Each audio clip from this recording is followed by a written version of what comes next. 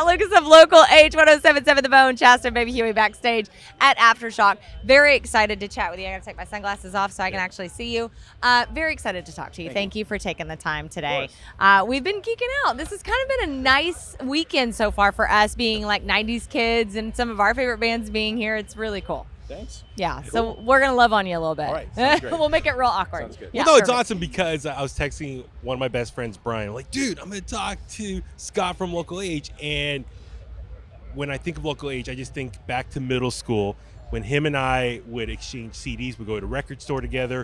We would put on the headphones at the listening stations, listen, pick up an album based on like a really cool cover, listen, stuff we see on MTV or the radio. We would just go buy the CDs. And you're one of those bands. So thank you for being the soundtrack to our youth. Yeah. Something Chasta and I love talking about is obviously the 90s, a period that's very dear to us. That was the foundation of our music identity, discovery. And we talked to Filter yesterday, talked about what was it like to be a rock star of the 90s. So same thing for you. What was it like starting in a band, getting your attention, your popularity in the 90s? What was it like being a rock star of the 90s? I don't know. I've never been a rock star. Yes, you are. So yes, humble. You are. You don't need to be humble with us. I mean, for me, the thing about like 90s music was I wanted it to be timeless. Yeah. And I don't know if it is, but like there was sort of a 70s thing where like, we grew up listening to 70s music and I wanted what we were making to be the new classic rock. Yeah. No. Reductive, but I wanted it to be music that would last. Yeah. So for you to say that is crazy to me. Well, it's interesting. You're welcome. I'm tripping out right now. Like, dude, to see you on MTV and be able to talk to you in person. And I think that's the big thing for Chas and I. We just want to be able to tell all the artists that we've talked to, thank you. Like we talked to Gavin Rossdale a few months ago, told him like Bush, thank you for everything. Yeah. Surge from System a couple weeks ago, thank you. So no, it's just thank you for just creating such iconic, timeless music, as you said. Yeah. Thank you. Yeah. I remember going back to that time. It's so funny to me because now we're good friends with Matt Pinfield. In fact, I was on a call with him this morning. Is Matt here? No, he's not this year. Yeah. He actually is dealing with, his family was in Florida. And so they're dealing with the hurricane stuff. So yeah, he's dealing with that. Thank God everyone's fine. I just talked to him this morning. But I will. I certainly will. But what's funny about that, and I've gotten over being friends with him now. Yeah. Like at first it was weird. I was like, oh my God, 120 minutes is how I learned about everything. Everybody eventually gets over it. Now he's just one of my dearest friends. Well, but it when he was worked a moment. when he worked in our building, it was always trippy. Like 6 a.m, seeing him Having walking down the coffee with- hallway, having coffee with him in the break room, and it's like as a kid, I used to see him on MTV, and I discovered so many great bands because of him. And that's how I discovered Local H. I remember that interview like it was yesterday, right? You guys were on 120 Minutes, right? And because I loved Pearl Jam and Eddie Vedder at the time, and this was like my first nod to like, oh, you have a song about Eddie Vedder, and when I heard it, I was like, is that like a slide at him? Like what? And so it took me a minute. I warmed up, and I was like, in the interview, this is all in the span of what, an hour, 120 minutes. But I was like, against me. At first, I was like, who are these guys? Eddie's my man. I was a little a-hole. But then I learned really quick what the lyric was, what the story was, what that song was, and that it wasn't a slight. So it was nice. Well, I mean, that's the thing. Like everybody, there was that period where everybody was like sounded like Eddie Vedder. Sure. And so we were like, he was on the cover of Time magazine. Everybody wanted to be but that. all these bands were ripping him off. Sure. And I was like, all right, well, here's what we're gonna do. We're just gonna put his name in the song. Yeah. And, let's put it right out there. Yeah, I love that. Try to bite his style. Let's just say, here's the guy. Yeah. I love that though. I mean, but it was funny because I came around and inside that interview and then I've grown to love you guys. And all these years later, time goes by so fast. I love what you did, like outside of that, coming out of the pandemic, the mixtape, like those covers. That's why I started with, we were talking about Blinded by the Light. That's why I brought up the covers, because I love some of those covers that you did. Which one?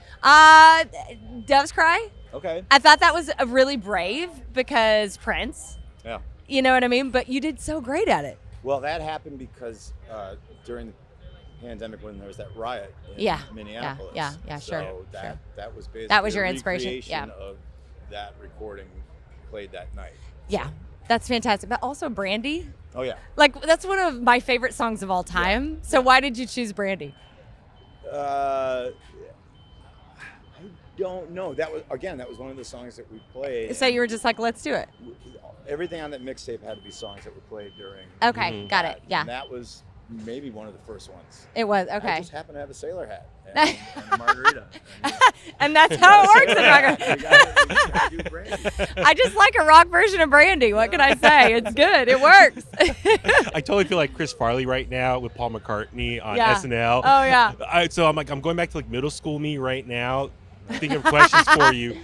So how come you guys, I know you started as a 4-piece originally, down to 2. How come you never like evolved to like maybe adding back a bass player or something? Because I see so many bands now with Right. 2 people. Yeah. Do you think you were like a trendsetter for that? Definitely were. I'm going to answer that one for you, Yes. but go ahead. I do, Yes. but Yeah. I don't think any of those bands think that. Really? Shame on Really? them. They need Shame to on acknowledge them. him. Well, it doesn't matter. I mean, there were bands doing it before we did it, like Flat Duo Jets, Yeah. Yeah. the Spinanes, Yeah. and there's a band called Chickasaw Mud Puppies that I really loved. Yeah. But like what we were trying to do was, they were all blues based, not the Spinanes, Mm-hmm. but some of them. We were trying to make heavy music as a 2-piece. Yep. Yeah. And so, we just didn't know any bass players. There weren't a lot of bass players in Zion. I was going to say in I was Northern gonna Illinois. say in Yeah. the middle of Yeah. almost nowhere. Yeah. So we had to figure out something else. So it was in some ways, I guess it was out of necessity. It was It's in like all ways. in it all was out ways. of Okay, necessity. so you're like, Yeah. we're gonna keep trudging on. Right. We'll But then figure out a way. But then we liked it. Yeah. And people were like, well, you're going to get a bass player, right? It's like, no, we're not going to do that. Mhm. So we have had musicians join us on stage. Sure. Yeah. But I didn't want to do it in like the obvious way. It would be like somebody playing a tambourine or a kazoo. Yeah. And then they get out of there. Yeah. Or Mhm. somebody play guitar solo. Mhm. And I like off-kilter stuff. Do you think that that's what grabbed people's attention because it was out of the norm at the time? Like, Maybe. it made you stand out in some ways. Maybe, but I also think maybe it repelled people as well. Really? I don't How know. so? You mean Well, like a musician's musician kind of person? No, they're just kind of like, I'm confused. What is this? Oh, yeah. Where's the bass player? I don't Yeah. like this band. It's just a diversion tactic in some ways. Maybe. Yeah. I mean, like all these 2-piece bands that are doing really well. Yeah. It's great because, it makes me realize it was a good idea. Yeah. Just somebody else had to do it. Yeah. Somebody had to be a trailblazer. Somebody You can had be to- humble, but we somebody- won't. Somebody had to come along. And do it. Yes. Earlier, talking about your music being timeless. I really wanted to ask you. Was it the 3rd album you worked with Queen's producer? Yeah, Roy Thomas Baker. Yeah. Do you think his input really helped you or guide you? I mean, what was it like working with him? But also, did he help with your vision of making that timeless music? Yeah, so that's the 70s thing that we were talking about. And so it was like, it comes time to make that record, the follow-up to As Good As Dead, and it's Yeah. like, who do you want to work with? We've got this list of people, and I'm like, I want to work with the guy who produced Queen, Yeah. because I want to learn from him. Yeah. And so, Sure. and that first day of like tracking, it was so depressing. I was like, we don't sound like Queen. I thought he was going to make us sound like You were Queen. going to be Freddie. Yeah. Damn I it. thought What we were gonna happened? sound like Queen. And I'm like, this sucks. We sound like I'm us. done. Yeah. That's But yeah, funny. he was great. That's very Wow. cool. Is that intimidating or inspiring when you step into a room like that with somebody that you feel has that much knowledge and that much power? Like, how do you handle that on a personal level? It's a resume. You Yeah, just- right. Yeah, you just kind of ignore it. Like, Yeah. I should have been a lot more intimidated. But Maybe yeah, it was good that you weren't, though. A little, but maybe I should have been more intimidated. Yeah. That would have been better. You think know? so? Well, I mean, doing vocals with Roy Thomas Baker is not easy. Yeah, He's I a would kick your imagine. ass. Oh, yeah. Yeah. So, I mean, he did Freddie. I mean, he's Steve only worked Perry, with the best. you The know. absolute, yeah. I mean, the range at that point, the Absolutely. octave range Yeah. is just Yeah, it's insane. astronomical. It's insane. I can't He's imagine. Like, you're flat. I'm like, no, I'm not. I'm not Freddie, okay? I'm not flat. Yes, you are. How do you know? Oh, that's right. You were with Freddie Mercury. Shit. You kind of Can't invented talk this. back. Okay. You're right. So for you guys, Local H, I mean, for your fans who've been following along, The lifers. yes, we Yep. know what the band's gone through the late 90s as far as, multiple record companies merging together. A couple times you had to deal with that. It's been a roller coaster. I mean, now looking back in hindsight, if you could talk to your younger self, or what advice would you give for someone? Like, what would you learn from that whole process? I I'm think sure it's a whole can of worms for to open me, up. Yeah. If I were giving myself advice, it's like stop thinking you know everything. Okay. Oh. And I'd like to like maybe go back and like maybe listen to other people's opinions. Okay. Yeah. Yeah. But at the same time, I would tell other people, Mm-hmm. don't listen to anybody else's advice. Don't listen to anybody's opinion. Yeah. It's worked out fine for me. Yeah. I am where I should be. I am where I belong. Yeah. And I don't really have any regrets. I love that you speak your mind. Like, I mean, it can get you in trouble. It can get you in trouble. It can get you in trouble. But I mean, what am I doing this for? Yeah. It's about being a free person. Yeah. And I'm really lucky that I can do that. I'm lucky that I can speak my mind. Yeah. And offend people. Yeah. I don't Or have a boss. I was just gonna say that. You took the words out of my mouth. You don't have to answer to anyone, really. I don't. Not really. And your the lifers of Local H, they're with you. Yeah. We call those in radio P1s. Like, you've already got them. They're P1s. with you. They're with you forever. Right. So you can be yourself. What a Yeah. beautiful place to be. It is. Because coming into 2024, it's a weird space right now on so many levels, politically, socially, It is. all of it. It is. What do you think it would be like for you right now if you were that age in 2024 and Local H was starting right now? What do you think that would look like for you? I don't know. I don't know if it'd be any different. Yeah. I really don't.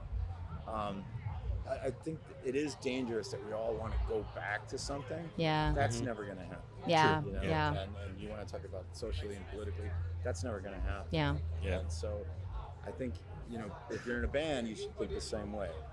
That's interesting. It's over. Just move forward. Wow, that's so fascinating, because we were talking yesterday to Richard from Filter, and he was saying like he was really proud to be in the 90s because it was sort of the last of the innocent times. Like, it was pre 9/11, it was pre social media, it was pre internet, not pre internet, but you get what I'm saying. Before the internet took over, and he almost got overwhelmed talking about it, like sort of the loss of innocence that we're in now, if that's what you want to call it. But it was enlightening, to say the least. Yeah. I mean, I think But what can we do about it? just do what you want. Yeah. Don't be a crappy person. Yeah. Just At the end of the day, Yeah, there's the headline. Respect it's each other. pretty simple. What a And concept. do what you love. And, Yeah. That's it. I was gonna say, so I know we're talking a lot about the 90s, but let's talk about 2004, celebrating the 20th anniversary. We're wearing the shirt Yeah, right now, right? PJ Souls, I love it. which you can stream right now. The remastered, The remastered version, is yeah. out there now, so please check out Local H. So for that record, though, looking back on hindsight, what did that album mean for you, considering everything you've been through throughout the 90s? That album. Yeah, mean? that was real. That was like a declaration of independence, and it was just like we're gonna make this handmade boutique record, Yeah. and it's not made for the radio. Mm-hmm. And no offense. Yeah. No take it, no take it. Respect. It's made to be listened to on headphones Yeah. in a room by yourself. Yeah. And we did it, Yeah. And 20 years later, I think people dig it more than when it came out. Yeah. So It's amazing how things like that happen. Yeah, it's really gratifying. It's Yeah. nice to go out with a record that it's finally found its feet. Yeah. Yeah. So I mean, it's my favorite record that we've made. Is that why you decided, let's remaster it, let's put it out, let's celebrate it? It's just one of those things that's who we are now. The 20-year anniversary. Sure. Everyone's doing Everyone it. does it. Yeah. And so this is a record that I really think deserved it and needed it. Yeah. So we put a lot of love into the remaster. Yeah. And people seem to like it. That's great. Very happy about it. Yeah. Well, we're just glad that the longevity has been there for you, not at all surprised. But personally and selfishly, it's wonderful for us. Thank you. We're 90s geek kids, so you're a big part of that. Well, good. Yeah. I'll be coming back. We made a movie, and it's going to premiere it's going to premiere Tuesday in Chicago. So Fantastic. it's not going to be streaming. It's Okay. not going to be able to watch it on your phone. So we get to fly to Chicago to see it. No. It's coming to you. Beautiful. I'm gonna come to indie movie theaters across the country. Ooh, it's like San Show. Francisco. Yeah. Yeah, Ooh. everywhere. And talking about what can you do to go back to things you do by example. Or take a movie and try to do that midnight movie culture. Oh my the God, I concert love for that. it. So, That's We gotta help out with that in San can, Francisco yeah. Bay Can we? Area. We're That would be all great. over it. That would be great. Yes. Please I'm ready. reach out, call us, come to the Got studio. a DCP. I'm ready to take it to whatever movie theater. Oh my We have to God. hit up our buddy Mike from Ally. Absolutely, Mike from Allied. Yeah. He makes all the stuff He's happen. the movie screener He's the- guy. yeah. Oh yeah. He's a We're very. making- putting it He's out a very there. good guy to know. You know Right. he's cool when he's the only guy that got approved to take pictures of Stevie Nicks at Bottle Rock.